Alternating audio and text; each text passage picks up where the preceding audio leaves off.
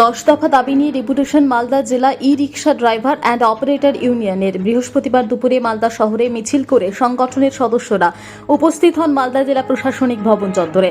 সেখানে বেশ কিছুক্ষণ বিক্ষোভ প্রদর্শনের পর জেলা শাসকের কাছে দাবি সনদ তুলে দেন সংগঠনের সদস্যরা।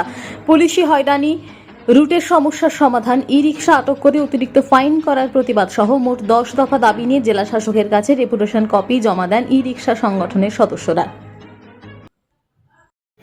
আমাদের 9 দফা দাবির মধ্যে মূল দাবি রয়েছে, যেটা হচ্ছে ধরো শহরের অভ্যন্তরে শহর লাগোয়া যে গ্রামগুলো আজকে শহরের উপর নির্ভরশীল তাদের পেশাগত জীবিকা নির্বাহের ক্ষেত্রে, সেই ক্ষেত্রে আমরা দেখছি আমাদের এই পেশা টোটো ই রিক্সা চালকদের শহর লাগোয়া যে গ্রাম তাদেরকে আজকে শহরে চলাচলের ক্ষেত্রে বাধাপ্রাপ্ত করা হচ্ছে এবং তাদের গাড়ি আটক করে 10,040 টাকা ফাইন করা হচ্ছে।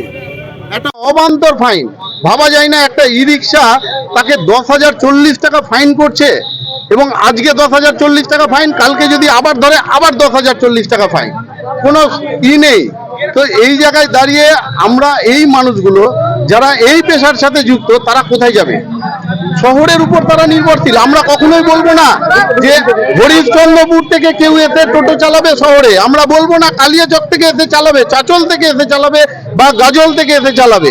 আমাদের উদ্দেশ্য হচ্ছে শহর লাগোয়া যে গ্রামের মানুষ শহরের উপর নির্ভরশীল, তাহলে তারা কেন শহরে টোটো চালাতে পারবে না?